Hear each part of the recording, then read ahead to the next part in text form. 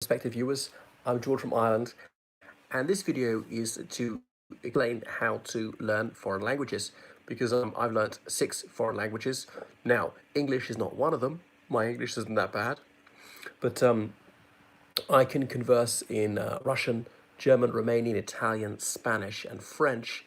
I would recognize a tiny bit of Portuguese or Dutch, particularly if they're written, or Swedish or something. And Turkish, I know a very, very little bit, but I can't say I'm conversant in Turkish. And other languages, I just know a handful of phrases, but I can't say I can speak them, not by a long shot. Well, this is how I did it. I suppose I'll talk about the ones in which I'm autodidactic first, because French and Spanish just learnt at school, but went further with that. Let me see. The first foreign language that I taught myself was German. Hello there, Robert. And so that I began when I was 23. Incidentally, there's this theory that the mind closes to new languages or indeed musical instruments about the age of 35. If you reach a certain level in a language, after 35 you can raise it, but not hugely. Whereas if you're starting from zilch in a language after 35, you're never going to get very far. That's a theory. Make of it what you will. I think there's some merit to that. Was it difficult learning these languages? Yes, it was. I'm not someone who simply inhales them. There are people who can do it effortlessly. Or they might appear to be, but they're like a duck, paddling frenetically underneath the surface. But this is the sort of Etonian attitude. You've got to make it appear as though you did it without even trying. But I did have to put in a little bit of effort. So, do you have any shy love for Irish? Well, I suppose so. Yes, I'm a verba main, so I'm not a Gaeilgeoir. But put up an Irish word on the screen. I'll see if I can pronounce it for you. I'm very poor at this. So I can't say I'm competent in Irish. Foilta. So I can't tell my broad vowels from my slender vowels. We have plenty of tricky consonant clusters in the Irish language, and so there are lots of silent letters. So, in case you don't know what a Gaeilgeoir is, I presume there might be one or two people who are not Irish. Nia, Gaeilge, I don't speak it. What can I say? Ishka on air, Tasha letras. What can I say? Fur, Maná, Boreen, Bor, Era Abu, Chuckfed Orlaw. Not that I believe in that. Boiler Clea, Sassenach. What else do I know? Quite a few words. Taggart, Aspig, Shepiel. No, I didn't learn a phoneme of Irish in school. I have never had a single lesson upon the Emerald Isle because I left when I was a babe in arms. But anyway, back to the point about languages. Well, yeah, so the younger you learn it, the easier it is, because anyone, even if someone of inferior intelligence, can be bilingual given the right upbringing, and then 4-year-olds are trilingual. So it's a matter of exposure. Really, the two factors I think are aptitude and effort. Okay, that's it. Aptitude multiplied by effort. For goodness sake, please don't bother me with off-topic things. No, I don't. To answer the question there. So you're going to have a high natural ability, but if you make no effort, you're not going to go very far. If you have a very low innate ability, even if you make a tremendous effort, again, you won't get that far. So, because I've known people say, Occidentals who've lived in the Middle East for over 20 years and got almost nowhere with Arabic, partly their ability wasn't very high, but they made almost no effort. Or you can really try. You don't automatically soak up the language just by living in a country where it is spoken. I know a Romanian lady who moved to the United Kingdom several years ago at the age of 59. And how many more years are we on? About 5 years on. And speaks virtually no English, about a dozen words. Doesn't have much ability. It hasn't really tried. Lives with Romanian-speaking people on her street. And so it is. But you could live in whichever country it is and become fantastic at the language just by trying. I take it in England there are no Irish courses. No, there are. There's several universities where you can learn Irish. To my surprise, there's no Irish school here, Irish language, or Gael school. Now, most people watching will not have the privilege of being from the Emerald Isle. A Gael school is a school where Irish is the medium of instruction. So you learn Irish as a language, but you do biology through Irish and maths through Irish and music through Irish, and you'll learn English as well, but as though it's a foreign language. Only perhaps a tenth of your lessons will be in English. Now, in the Republic of Ireland, everybody has to learn Irish from the day they go to school to the day they leave. And whatever your profession is, the idea is you should be able to conduct your profession through the Irish language if anybody so wishes. If you're an architect and a client wants to do things in Irish, you should be able to do that, but that virtually never happens. Oh, okay. I went to Irish school, should make it optional. But, there's only one Irish school, and that was an Anglophone Irish school outside of Ireland. Bizarrely, that was in Libya, the International School of Martyrs, because Colonel Gaddafi was in favour of it. These martyrs, by the way, were not the people slaughtered by Gaddafi's hideous tyranny, nor indeed by Irish Republicans. So I think that there'll be a market for Irish schools, often maybe English language Irish schools, occasionally Gael Scoilí overseas. So in the Republic of Ireland, you get paid more if you can teach through Irish. I know someone who teaches Spanish through the Irish language at a Gael school. So even in Northern Ireland, there are a few Gael Scoilí, I think. Like in Wales, there are plenty of Welsh language schools. 20% of Welsh people speak Welsh as their quotidian language. But coming back to my experience, so German, had a German girlfriend, anyway, so went to Germany 10 times, mostly Bavaria. Was the Irish language penalised? Well, it was briefly in a certain part of Ireland. There was a statute of Kilkenny, and my goodness, was it 1366? Because the English, Welsh, Norman immigrants were said to be more Irish than the Irish themselves, practicing tanistry, this practice of giving your children, swapping children with other people, and raising sort of adopted children, foster children, even though the parents were alive, and playing our games, hurling and so forth, and speaking our language and wearing our fashions and singing our songs, dancing our dances, playing uilleann pipes in the bowrawn and whatnot. So the Statute of Kilkenny by the Irish Parliament was really for the English Welsh community, was to say in the Englishry, that's the East Coast, we can't do that. In the Irishry, the rest in that you can. But it was a dead letter pretty soon, and it was a ghastly thing. Of course, you should be allowed to speak Irish and English anywhere in countries. I don't like this idea of sort of racial purity. Oh no, we can't do this, or that's like cultural appropriation. I believe in a mix and match. We receive memes, we transmit memes, and that's it. It's a glorious cross fertilization, something I try in my personal life. So back to German. So going there and speaking English to her and having to know the occasional German word from a history textbook and inserting it into a sentence and building up more and more German words. The sentence half German eventually is mostly German, but with a couple of English words filled in where I didn't happen to have the German Lexis yet. And I was highly motivated because my personal life, get yourself a sleeping dictionary, and where possible speak in that language. Insist that she or he speaks the language to you, and read books just very, very slowly. Hazard a guess. Sometimes you know it, especially English to German. It's often an antiquated English word, because of course English was Anglo-Saxon. The Angles, the Saxons, the Jutes came from what's now Germany and Denmark in the 8th century AD. So the Jutes are from Jutland, as in the mainland bit of Denmark, like the Jyllands-Post famously published those Muhammad cartoons. Jylland meaning Jutland in Danish. So Saxony, remember in Germany, even to this day, there's Lower Saxony by the sea, where they mostly came from to England, Saxony and Saxony-Anhalt. They're all in a row diagonally from northwest down to the centre of Germany. And the angles from the extreme north, like the Anglia, that peninsula, or England, is a peninsula in northern Germany. So they completely intermarried and blended together. We would know, not saying you're an Anglo and you're a Saxon, they were together. Anglo-Saxons, or sometimes they just call them Saxons. Obviously then the Venerable Bede, that monk from Jarrow, famously published an ecclesiastical history of the English people, which he wrote in Latin, and he invented the words England and English. He could have said Anglo-Saxon. I'll forget about the Anglo bit. I'll go for the Saxon bit. Call them Saxons and Saxland. Yeah, but they didn't. So that's why he still got this name Sachs, S-A-C-H-S, as a surname, or S-A-C-K-S. And often there were Jewish people who came to the British Isles from Saxony who took Sachs as a surname, like the chief rabbi. English is really a language that comes from German, exactly. And there were two civil wars between the peoples. Well, some people say that. Houston Stewart Chamberlain thought that, or Austen Chamberlain, the liberal politician, even thought there ought to be an alliance with them, and there was so much cultural affinity.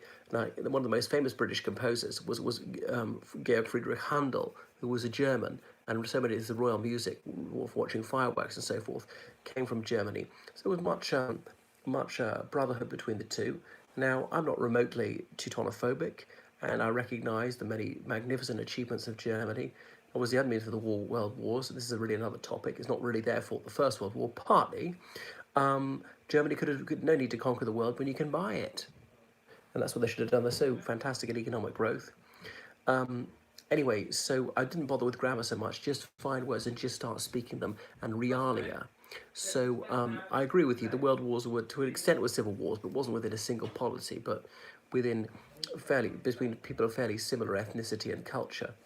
And then people who are from the far side of the globe, Indians involved, and like Chinese labourers involved. But back to mastering the language, and I can't pretend to have got anywhere near mastered it. I still don't get dim, din, dis. I know dim is like two, and der, die, das, ein, eine, ein, because they got genders and they got so many words for the. So that's tricky. But anyway, got to find the courage to try and just go for it and get it wrong countless times, and people laugh at my face. Strive to muster up the courage just to keep on trucking despite many setbacks, and simply communicate. So find real world materials and read them. Simple things, picture dictionaries, and start reading those ones, and then that will really help you. So keep going with anything like that. And then so speak to people and try and slowly and force yourself to use the language as much as possible.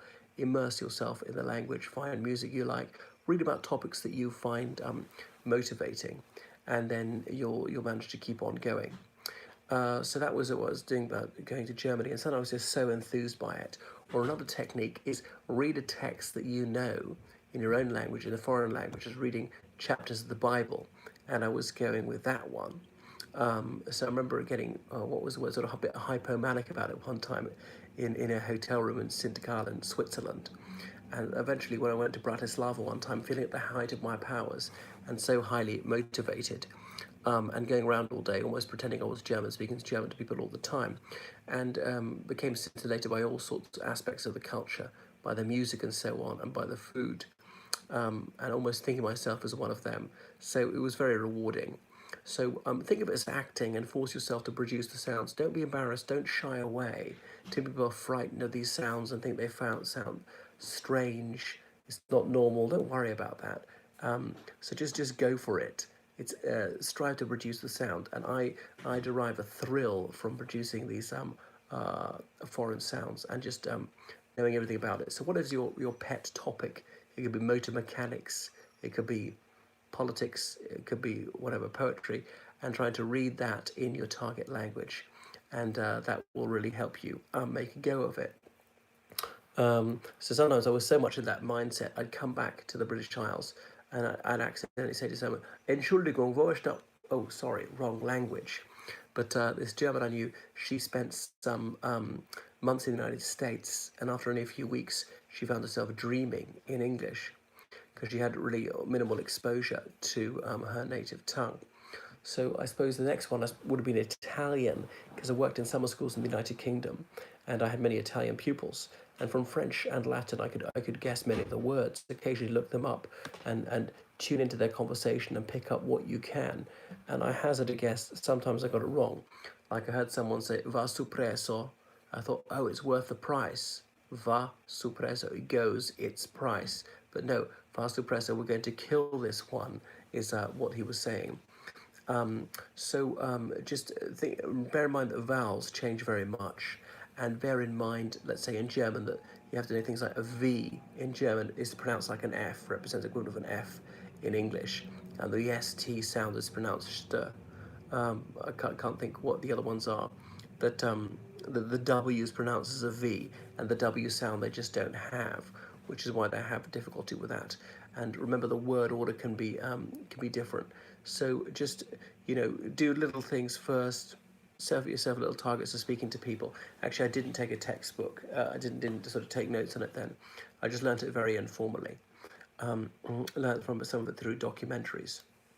Anyway, so coming on to Italian, so I did that, visiting Italy, and seeing on the station sotto passaggio, and I knew sottovoce.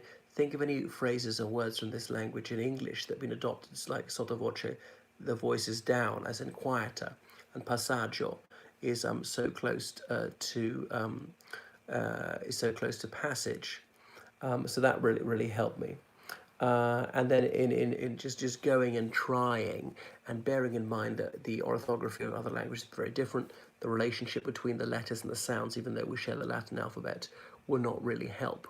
And so just insisting I'd communicate, getting phrase books from the Lonely Planet book, looking at the phrases in the back, and speaking to people about that, using these in the railway station and elsewhere.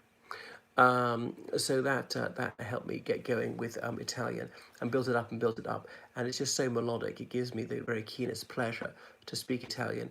And if you like, well, I shall treat you to singing some operatic arias, which will show that my Italian pronunciation is not too bad. I suppose opera is one of the things that attracted me to it. And I wish I had some backing music to help me with it. But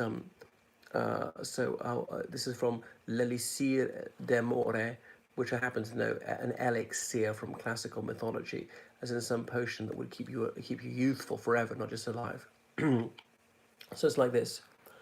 Una furtiva lacrima negli occhi sospuntò, quel fostose giovine invidiar sembrò.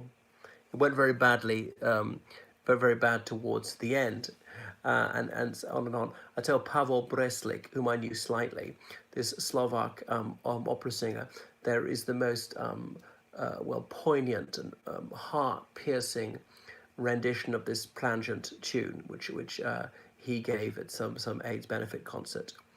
Right.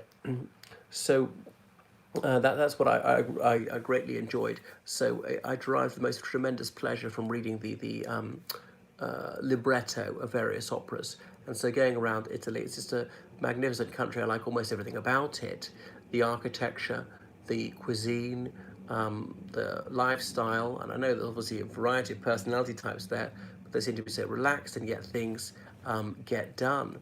Um, it's a bit hot in the summer, but you can get around by train. It's very affordable. I remember this is about 2005, staying in a hotel. Admittedly, it was in the off season for about €20. It was brilliant, and the history is also fascinating. So there's so many fantastic things to see there. So warmly recommended. And you just educated guesswork from other languages, like manger in French. You know that mangiare. If you hear that in Italian, you think, "Ooh, that's what it probably is." So is there anything else I should say? Other strategies to learn a foreign language? So go there and just use it and just find the courage, put yourself in real situations. Now, using phrase books is the way to go. I think not dictionaries, because then you'll try and construct sentences and you won't get the grammar right. So it's already done for you. And some things will just stick in your mind, and you will really help you. Will really help you. Like certain things, I can remember exactly where it was, where it went right for me. Um, Later on, I would say writing things down in a phrase book, yeah, that will help you. And just don't underestimate what can be done in 5 minutes or 10 minutes. Going along on the bus, on the tram, in the car, not if you're driving, on the train, on the way to work and back.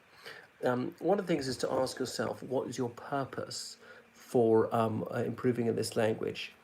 And then that'll help you. Is it just for fun? Is it to help with tourism? Is it because you wish to appreciate the literature, or what? And then it becomes easier to determine what the right strategy for you is. I did these as by completely teaching myself. I've never had a single lesson in German, Italian, Romanian, or Russian. Having a good teacher would help you enormously, someone with whom you click, ideally, because it can be a very individual thing. In a class, you don't always have a choice. Private tutors, you do. Sometimes you can get to change class, particularly if you're an adult at a language school. What else? Find the right pathway to upgrading whichever language it is. So I know about this, and having lived in many other countries. So if a word sounds or looks similar to a word in your language, it might well be related semantically. And so try that, but of course sometimes it doesn't work. There's some false friends, ones which look similar but aren't, like librairie in French. It's not a library, it's a bookshop. Or, was it démonstration in French? Is showing you how to do it. It's not a political demonstration. Um, it goes without saying that a language comprises of words. And for me, really, vocabulary is the key. It should be blindingly obvious. Don't get too het up on grammar. Think of babies. How did you learn your own language? You simply absorbed vocabulary and just went for it. And you were unembarrassed by your mispronunciations or your grammatical infelicities. People simply forgave you. So some teachers lose sight of that. And a grammar table, it simply kills a language for me. So you can use words a great deal, and you can get much further with good vocabulary but terrible grammar than the other way around. So let's remind ourselves. We'll go back to language 101.101. What is it? The purpose of language is communication. That ought to be axiomatic. It's not about being pedantic and one-upmanship, and I got it right and you didn't, and being hyper correct and just trying to catch people out. So long as you make yourself understood, you are succeeding. And so long as you comprehend what others have said to you, then you're succeeding, their utterances or their writing. So we tend to absolve grammatical mistakes. Even native speakers, even adults, I know it may be hard to believe, but even I make grammatical mistakes in my native tongue. So what we're trying to avoid is anything which is a barrier to comprehension, right? So that would be a problem if the grammatical mistake makes people misunderstand you. And obviously, teachers, by the way, only correct the most jarring errors. You want to build self-assurance in your pupils, so they're willing to simply go out there and communicate. So that's it. Just from day one, insist that you communicate as little as you can do. And teachers, by the way, make sure that you in the classroom, in so far as possible, you're giving all the classroom instructions in the target language. Please come in, sit down. Please open the door. Please close the window. Get your books out, please, if necessary. Say it in the target language and then immediately repeat it in the language that is their mother tongue. So, I mean, only grammar freaks enjoy grammar. So the words are the building blocks of any language, and that ought to be completely blatant. If you wish to get to upper intermediate level, at that point you might need to think about brushing up your grammar. So mostly pay attention to vocabulary. And, I make grammatical mistakes in foreign languages all the time. Probably hugely embarrass myself, but, I don't let it faze me. I just keep going. So arrange your vocabulary thematically, especially in your notebook, and then it makes it much easier to remember all the food words on these pages, the nouns here, and the colours there. In that fashion, you can learn more expeditiously. So anyway, so I write the words in my language and the target language, and I read my language and I read it in the target language and say it to myself 10 times. Put a square over the syllable which has got the emphasis, because it's very hard. Often I'm getting the sounds right, but I'm putting the emphasis in the wrong place, which might make you completely misunderstand. A French boy once said to me, I'm going on a canal. I'm going to a canal. I said, what, sorry? A canal? What do you mean a canal? You know a canal. Oh, canoe. You're saying canoe. And, 30 years later, I still haven't forgotten that. And just because he put the stress on the wrong syllable, I couldn't understand him at first. He had to act it out for me. So before you go to bed is a good time to review your vocabulary. And it will be an uphill battle. But eventually I got to the stage where I reached breakthrough, and it just became easier and easier. And I had such a sort of surface area of vocabulary, I was able to absorb more and more. And even if I didn't have the word at my fingertips that I needed, I could describe it with other ones. And I built those neural pathways, and it helps fight off dementia and so on. So you've got to find out what sort of learner you are. Perhaps you need images, perhaps you need music, perhaps you need things to touch to act it out, and perhaps songs to remember things, mnemonics. Anyway, another rule of thumb is nobody remembers everything first time. And very few people have eidetic memories, but everyone remember things 100 times. So repetition is the key. That's it. Repeat, and repeat again. Repeat.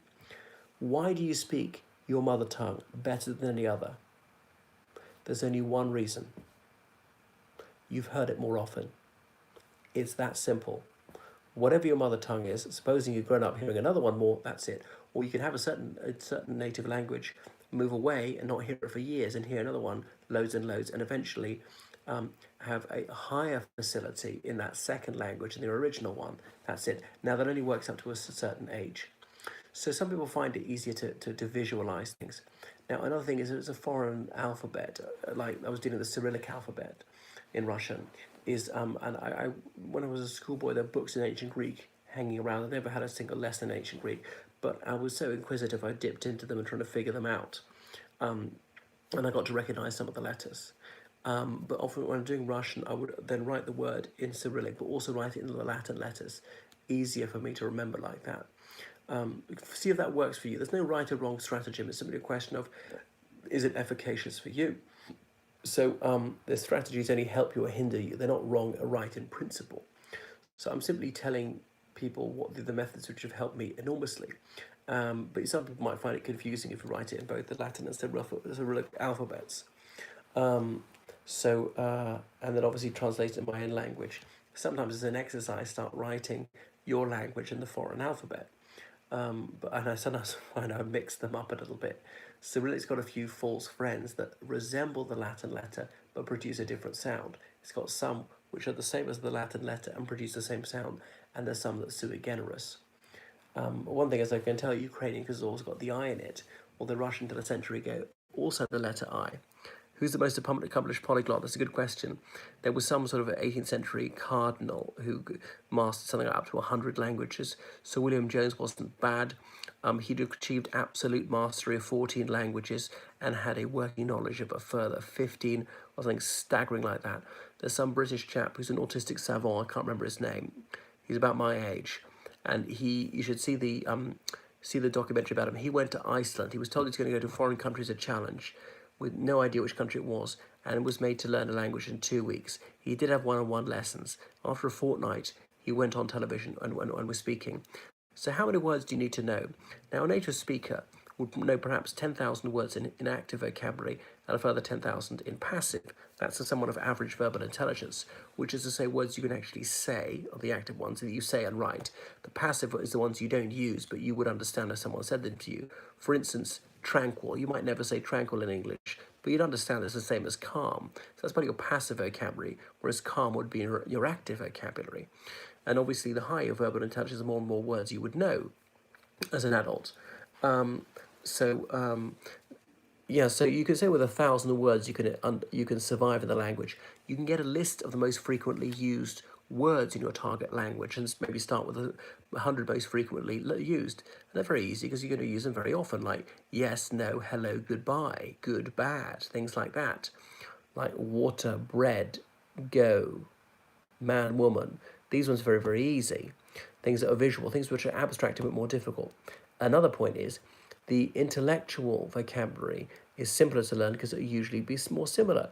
The European languages from Portuguese to Russian more or less all have the same scientific terminology. Even Turkish has got it, and on and on. And in some of the Indian languages, they simply take them straight from English.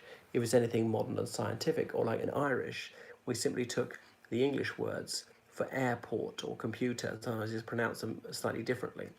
So yeah, if there's a word in your language, a scientific term, so I'll just pronounce it in their language, say it in their language, and just pronounce it with that accent, and usually you're not far wrong.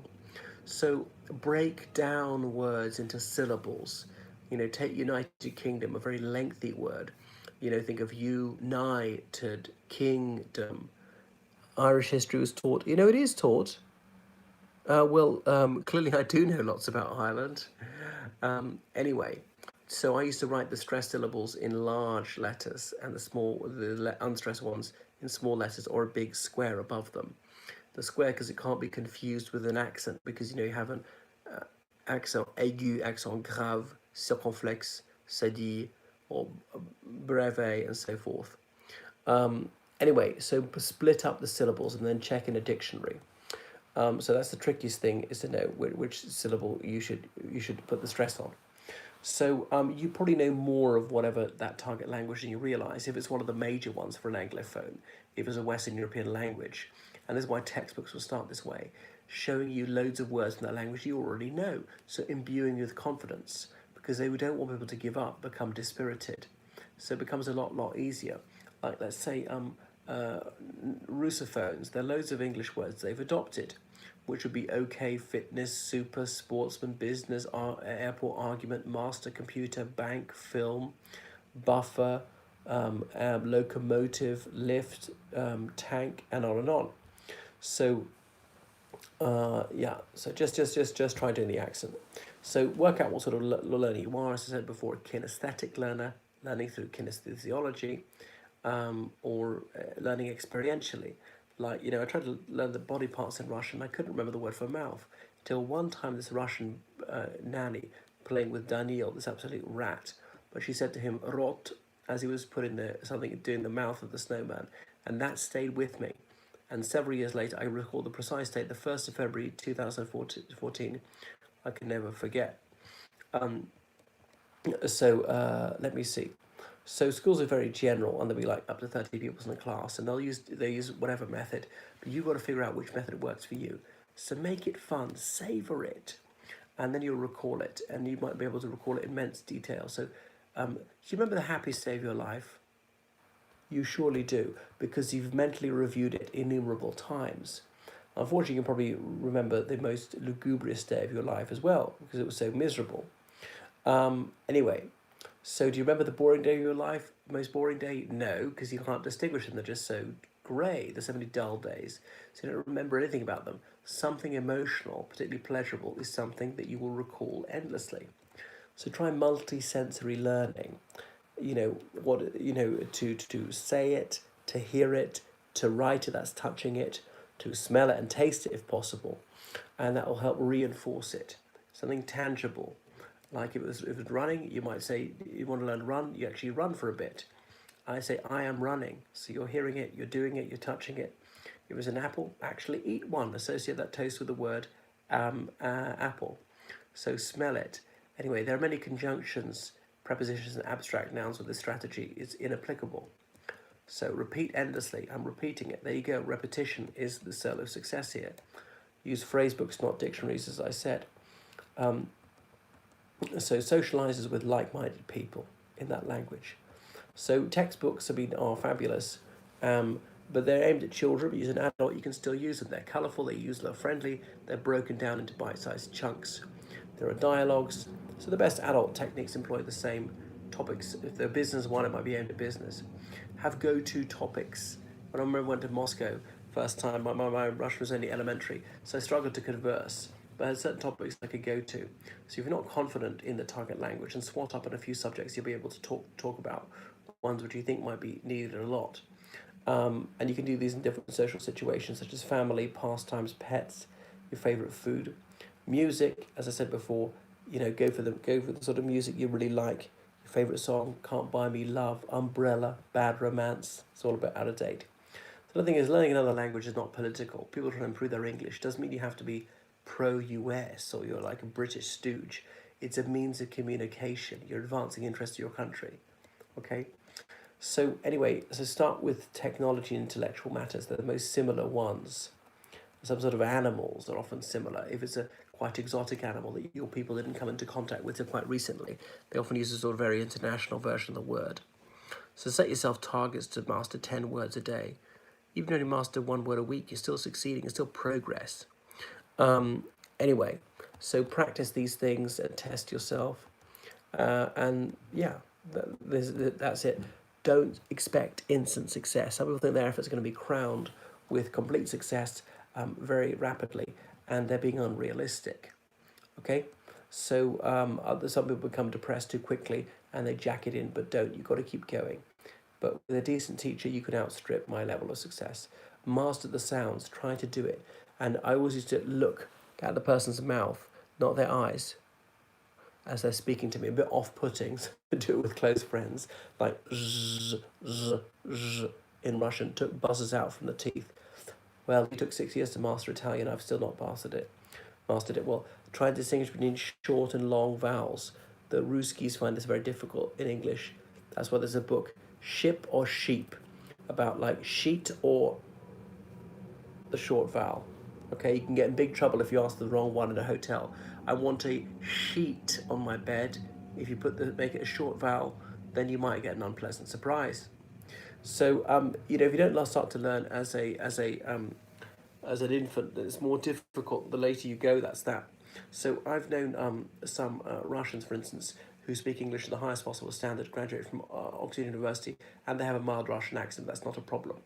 So bilingualism, reading a Russian's difficult for me. Read a text in the target language, your own language. Yeah, and okay, because I guessed a bit of it, having read it in my own language that I've learned quite a lot again. I'll learn it in read it in the target language again, and now I get almost all of it. So that'll help you, parallel texts. So do that. Anyway, so you can do it. You've got to believe in yourself, you know, and that's it. You've got to be positive and praise yourself. Give yourself a pat on the back if nobody else is doing it. Congratulate yourself. Be proud of yourself. You're trying. You think positive. Your attitude is vital. Defeatism is a crime. So, okay, be a baby goat again. And that's one of the things that delights me about it. Goes back to my infancy again, is there's a whole world to discover. And everything is like I'm illiterate and like I don't understand a word. So they're baby babble, ba ba ba ba ba ba, as they're trying to catch the sounds and learn how to produce these things. Because you didn't realize you're making mistakes as a toddler, so you were not feeling remotely embarrassed. You just went to do it. And this is one of the difficult things about a foreign language, is you don't know when the pause between the words. It was too fast. You need to stop, slow down, need time to process it. And don't be too ashamed to ask people to repeat or to slow down. And you yourself might be struggling for the words, speaking slowly. Only later can you build up the pace. Sometimes I'd like to show off by speaking the foreign language so fast to prove I can produce the words. Moreover, that they're just there in my mind. I don't have to rummage around for them. I do sometimes in the foreign language, particularly Latin. The other people, you need to help them pause between the words. I remember, what was it? Porțile se închide de piartă dreaptă. And I can't remember which the porțile, the le I was putting on închide. The doors close on the right side. Or was it deschidele? Hello there, straight white British Protestant. So, because I was putting this on the wrong place. It's a bit like apron in English, because in French it's un apron. Napron. So it's actually napron is the noun, but we thought the N was part of the article, so we turned napron into apron in English. Anyway, so people will hopefully forgive your missteps, but you got to absolve others when they make a few mistakes. You so free yourself from any sense of inhibition. The chap who learned Icelandic, Daniel Tanner, that's the other chap. Yeah, and there's some young American who spends almost all his time speaking these languages. He speaks about 20 languages, but I'm not actually a linguist. History is what really floats my boat. So you'll develop a more profound comprehension of your own language by seeing the contrast with English. As the old phrase goes, I don't know who said this, what does he know of England who only England knows? So by going abroad, then you begin to understand your own country of something to compare it with, to contrast it against. Likewise, a language. So get a language partner and a language exchange. I wanted to improve in French, he wanted to improve French in English, and I spoke French to him and he spoke English to me. We help each other with errors and vocabulary. So these used to be correspondence used to get pen pals, but you can do it on the internet very easily these days. So spelling, transliteration can be problematic. English spelling is very tricky, so every other language has been easier for me. I know French has got quite a few silent letters, but English, there's just no exceptions, there's no rhyme or reason to it. Anyway, so, and maybe don't worry about, for people who are learning English, don't worry about American or British. If you have to go for one, just go for American. 5 times more people speak it. And the other thing is increasingly that is the worldwide version of English, is the American version. So maybe the United Kingdom simply adopt American spellings, computer spell in American, even British computer spell in American, and Google in London does that. So I wouldn't get het up about tenses, particularly if you're learning English. You just want a past, present, and a future. And don't be fussing about whether it's past perfect or present perfect. The idea is to communicate, it's not to be a pedant. Anyway, so use some practical dialogues. about situations you're likely to encounter: ordering a meal in a restaurant, giving a presentation. That's what you need to do. Introducing yourself at a party.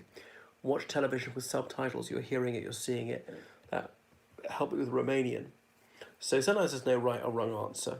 But that's my foreign colleagues who were English teachers were too worried about this, didn't want to embarrass themselves. I know I speak it properly, but even I'm not sure about things. Can I say on or in with this form of transport? So I have to think about it. So beware of false friends, words from the foreign language which look similar to yours, like costume in Russian is a suit, it's not a costume. So yeah, direct translation doesn't always work. Like, I mean, Kazakh will say to me, I'm a clean Kazakh, meaning he's an indigenous Kazakh. So I found it fascinating to think about people's surnames, like Russian surnames, which mean like Kuznets, which means Smith, and so on, or Saveliev, or bright one, things like that. Panin and Minin, that they have something, has whatever. Well, their surnames. Someone tells me it answers the question who, but I'm not sure that's always that's the case. Rimsky Korsakov, was he really from Rome? Anyway, so yeah. By the way, for Slavonic speakers learning English, say the. You don't use the articles enough. If in doubt, put them in. Speakers of Romance languages learning English tend to use them too much when they shouldn't use them. So use the verb in the present tense. And don't worry about the conjunctions and pronouns too much. You want just the verbs, the nouns, and the adjectives. Native speakers aren't always right. Some people who are not highly educated make mistakes all the time. All vowels and grammar is complicated. Do the British have an awful language? I think it's not too bad. I prefer Italian. It's more pleasant on the ear. It's got a fairly wide vocabulary because it's been quite syncretic, quite omnivorous. Oh yeah, one thing is double negative is a positive in English, just like in maths. But remember, in other languages, it isn't always, like in Russian or in French. Double negatives are negative. So, be aware of cultural differences. I remember this Russian lady invited me to her place to give her a lesson, and it showed me the bedroom. I got quite the wrong idea. Yeah. So, anyway, there's only one reason why a single woman would show a single man the bedroom. It wasn't that sort of an invitation. There we go. Anyway, so if you really want to learn, you've got to put the effort in. No pain, no gain. You've got to put the time in. No way around it. Some people learn faster than others, but don't fear failure. Okay, be valiant and keep going. There's not always a direct translation. That's not always right. Like Christos voskres, Christ is risen. But in English, of course, it's Happy Easter. Christos anviat. Anyway, so use non-verbal language. I knew this French lady in the United Kingdom, Christelle, who couldn't speak English that well, so spoke with her hands quite a lot. That was hilarious, very French. So use shortcuts, like have in the past tense, had. I knew some French guy saying haved. Okay, I got what he's trying to say. So, oh yeah, and French speakers learning English. Well, it's easy in English because there's bon voyage, je ne sais quoi, raison d'être, fin de siècle, ennui, contretemps. But these are used most by educated people. So learn the patterns like nost, that suffix in Russian is ens in English, or mon in English, in French is li in English. So you need to make educated guesses. This will speed things up. So imitate the native speakers. Anyway, so go to the country. That'll help you a lot. And by the way, if you're trying to learn English,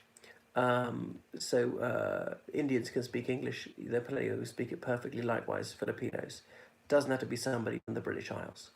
So the whole world is a classroom. Take that attitude. Wow, there's so much to learn everywhere. Learning every day. It's delightful. So mix languages, like I was saying, and build them up. Anyway, beware of speed. That's one of the hardest things. Realia, real world materials. I said to use that. Watching television, the news. You've got a context. You've got images. You can kind of guess what they're being saying. Using formal language. Beware of slang. That's very tricky. You won't find the dictionary. Literature, serious literature is not very helpful. It's too challenging unless you're at a very high level. Put up signs around the house in the two languages. I used to do this on the wall. Words in both languages, translations to help me, or words saying bathroom, kitchen. So beware of homophones, quite tricky, or things in English hard to believe. Had can be right. I had a dog. So trendy spellings like night, N-I-T-E, or quick with a K, those really flummox people.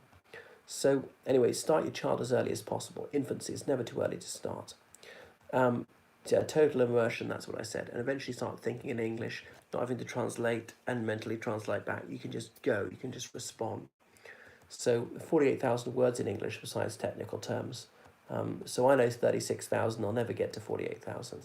The next 1,000 are very hard to learn because they're so unusual, so they've got such a narrow, almost esoteric meaning. And I remember one of my Kazakh colleagues would actually say da when he's speaking English. So, yeah. And I learnt Romanian through similar methods and going to these old ladies who didn't speak any English at all, having colleagues who didn't speak any English. And I was Latin and French and Italian helped me. I learnt Russian just by going to the Russosphere and writing it. Okay, that's enough. There's a little bit about how to learn foreign languages. So please donate on PayPal and Patreon. Thanks for the donations today. And book online lessons with me on all sorts of subjects. Choose me as your tour guide in London. Good night.